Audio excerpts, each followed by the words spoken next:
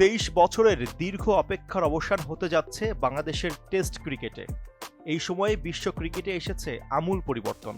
বদলেছে খেলার ধরন, নিয়মকানুন ও কৌশল। বাংলাদেশের ক্রিকেটও পেয়েছে মাশরাফি বিন মুর্তজা, সাকিব আল হাসান, তামিম ইকবাল, মুশফিকুর রহিম ও মোস্তাফিজুর রহমানদের মতো তারকা ক্রিকেটার।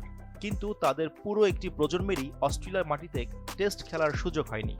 কারণ ২০০৩ সালের পর আর কখনো অস্ট্রেলিয়ায় টেস্ট খেলতে যায়নি বাংলাদেশ। অবশেষে সেই প্রতীক্ষার অবসান। ২৩ বছর পর আবারও অস্ট্রেলিয়ার মাটিতে সাদা পোশাকে খেলতে নামবে বাংলাদেশ।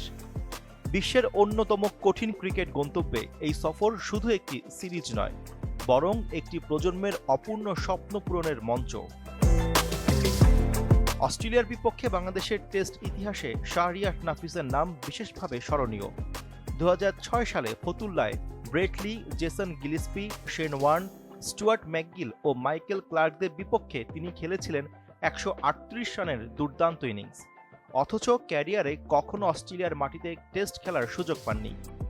একই আক্ষেপ নিয়ে ক্যারিয়ার শেষ করেছেন নাফিস ইকবাল, মাহমুদুল্লাহ রিয়াদ, সাকিব আল হাসান, তামিম ইকবাল, ইমরুল কায়েস, শাহাদাত হোসেন রাজীব ও সোহাগ গাজীরা। অন্যদিকে তাসকিন আহমেদ, লিটন দাস, মেহেদী হাসান মিরাজ, নাজমুল হোসেন শান্ত, তাইজুল ইসলামদের প্রজন্ম এবার সেই সুযোগ পাচ্ছে। তাদের সাথে আছেন সাদমান, তানজিদ, ইবাদত, খালেদ, জাকরের মতো প্রতিনিধিরাও।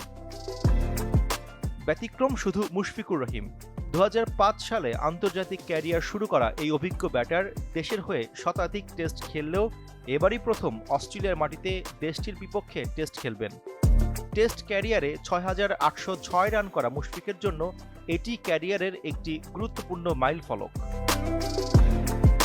২ ম্যাচের টেস্ট সিরিজের প্রথমটি ১৩ আগস্ট ডারউইনের মারারা ওভালে, দ্বিতীয়টি ২২ আগস্ট ম্যাকাইয়ের গেট ব্যারিয়ার রিফ অ্যারেনায় অনুষ্ঠিত হবে। দুটি ম্যাচই বিশ্ব টেস্ট চ্যাম্পিয়নশিপের অংশ। ২০০৩ সালে বাংলাদেশের সর্বশেষ অস্ট্রেলিয়া সফরের প্রথম টেস্টও হয়েছিল ডারউইনে, এরপর কেয়ান্সে। ২০০৮ সালে ৩ ম্যাচের ওয়ানডে সিরিজ ছাড়া আর কোনো দ্বিপাক্ষিক সফর হয়নি।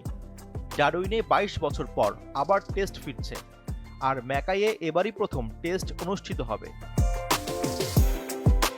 মূলত এই সিরিজটি ২০২৭ সালে হওয়ার কথা থাকলেও টেস্ট ক্রিকেটের ১৫০ বছর পূর্তি উপলক্ষে অস্ট্রেলিয়ার সূচি পরিবর্তন হওয়ায় সফরটি ১ বছর এগিয়ে আনা হয়েছে। এখন পর্যন্ত দুই দল ৬টি টেস্ট খেলেছে, যেখানে বাংলাদেশের জয় ১টি এবং অস্ট্রেলিয়ার ৫টি। দীর্ঘ প্রতীক্ষার এই সফরে তাই বাংলাদেশের পারফরম্যান্স ঘিরে প্রত্যাশাও আকাশছোঁয়া।